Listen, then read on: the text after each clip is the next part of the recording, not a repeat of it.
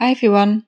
Okay, little disclaimer here. I apparently didn't record the audio for this, so I tried to re-record the whole intro and it will now be a voiceover. So if you see some differences between what I'm saying visually and what you hear, that's why. So yeah, kind of annoying. Let's keep going. Welcome to in my opinion, very exciting video.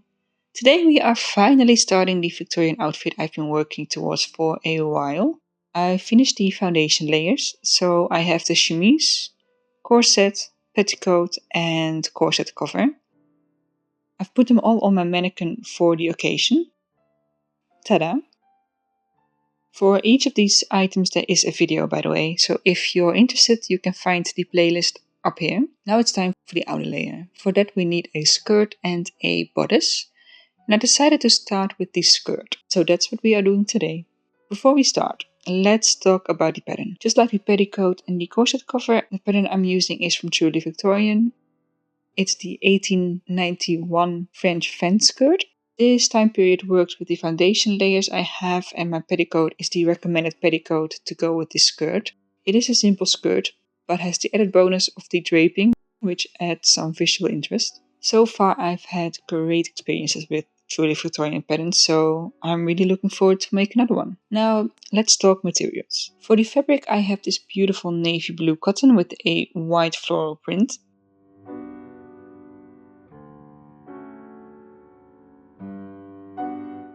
We are sticking with the blue theme.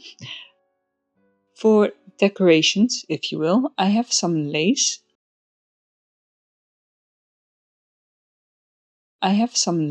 It's pretty understated, but I think it will add a nice touch. I know the Victorians often went all out with the trimmings, but I decided to keep it simple for my first Victorian dress. So I'm planning to place this lace similar to the reference photo as a detail along the bottom. I have a feeling that the skirt is going to be a little bit short on me, so if that's the case, the plan is to add an extra strip of fabric to the bottom and then I'll place the lace over the seam. If it's not too short, I'll just place it a couple of inches above the hemline. We'll see. I think it's time to start now. In preparation, I already printed out this pattern, taped it all together and then cut out the pieces.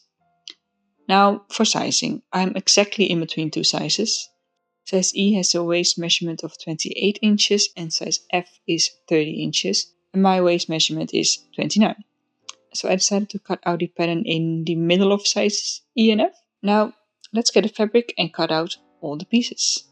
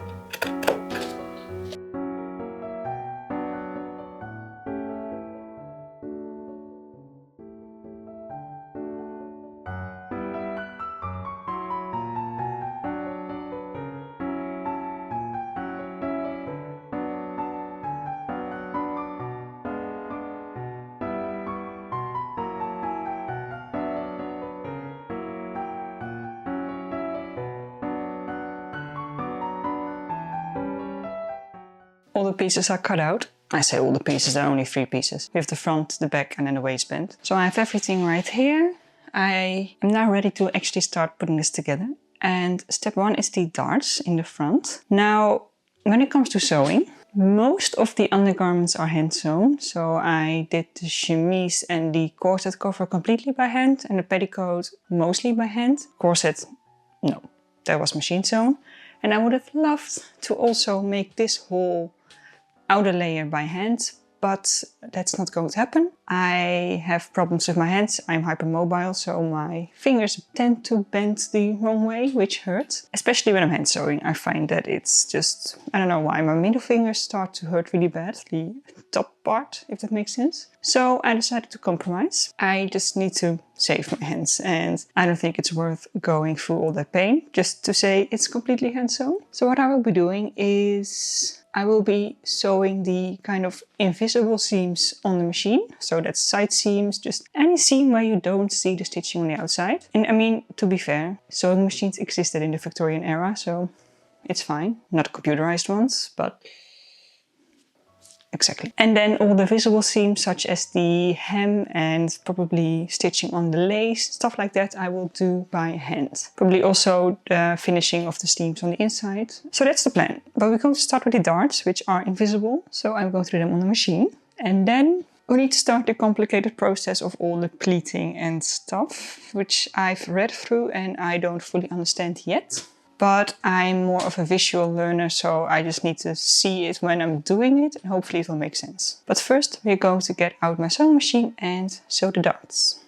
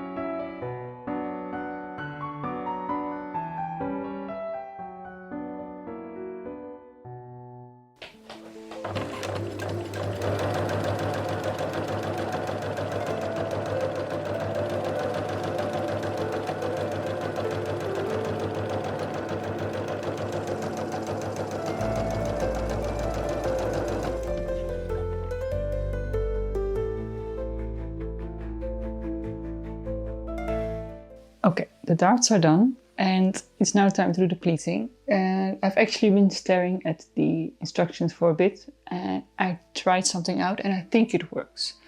So, plan of action is to do the pleating in the front and then also do, I believe I have to do some type of pleating in the back or not. Hang on a sec, wait a second. Or not. I'm just going through the pleating that I need to do in the front and then baste that into place. And then it's already time to sew the front to the back. So far it's going pretty quickly, but it's going to slow down once I'm finishing the side seams. But first, pleating.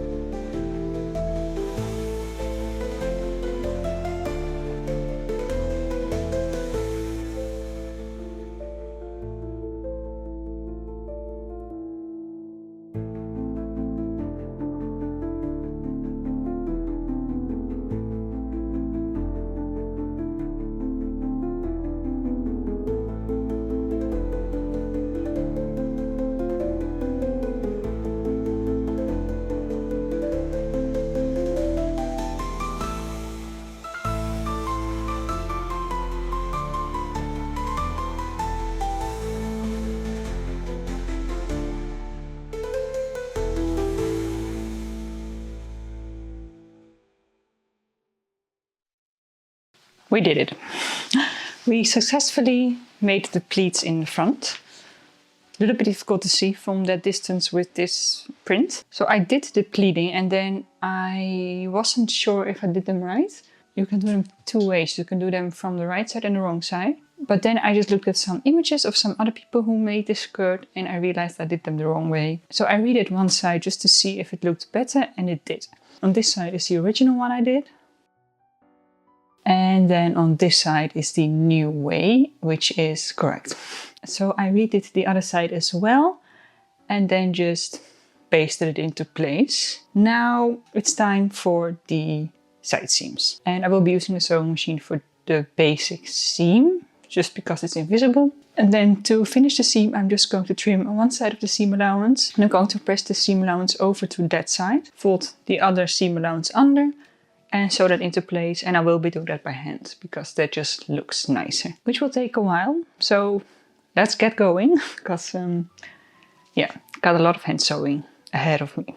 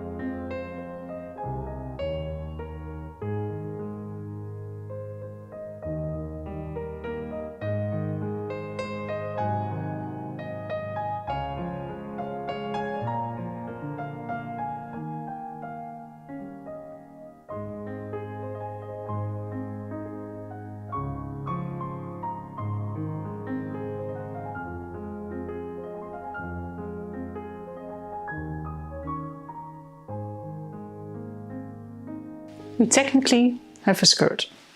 It's now one piece, so the front is attached to the back. And I did have to leave one side seam open at the top. I believe it was about 9 inches, so I stopped sewing 9 inches from the top, because that's where the opening is going to be. And I didn't plan this, but it turned out to be the side that had a selvage for the seam allowance. So I was really lucky, because that meant I was able to just keep that side of the seam allowance unfinished, because it's a selvage, so it won't unravel or anything like that. And then the other side I did just fold under and sewed that down.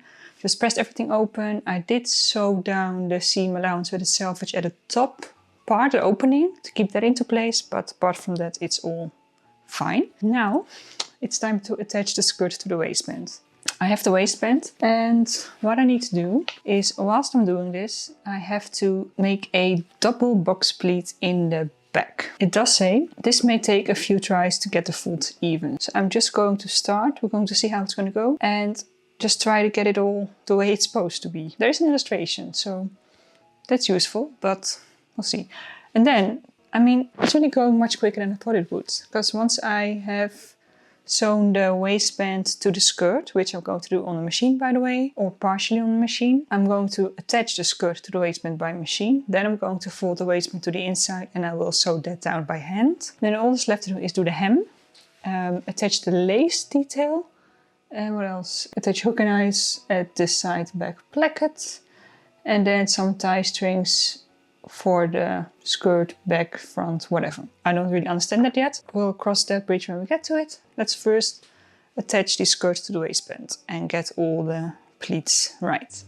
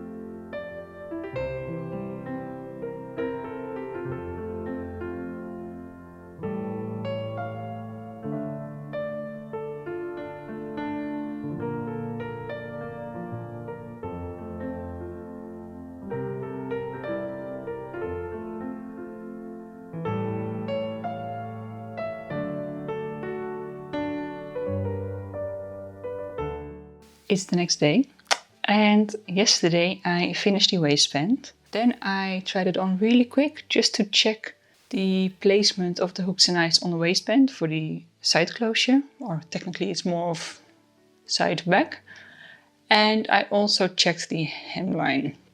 Now the pattern recommends a 2-inch hem, so I pinned a 2-inch hem and tried it on, and I feel like it was a little bit short, so I decided to go with a 1-inch hem, which I already prepared. I folded, pressed and pinned the hem, so that's ready to go. It's a 1-inch hem now, and yeah, that's going to take a while, all of this hemming, so I'm going to do that.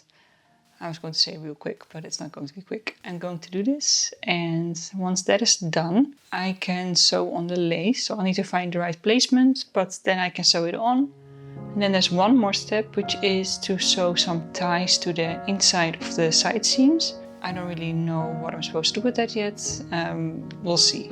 But first, going to the hem, going to the lace, and then we're almost done.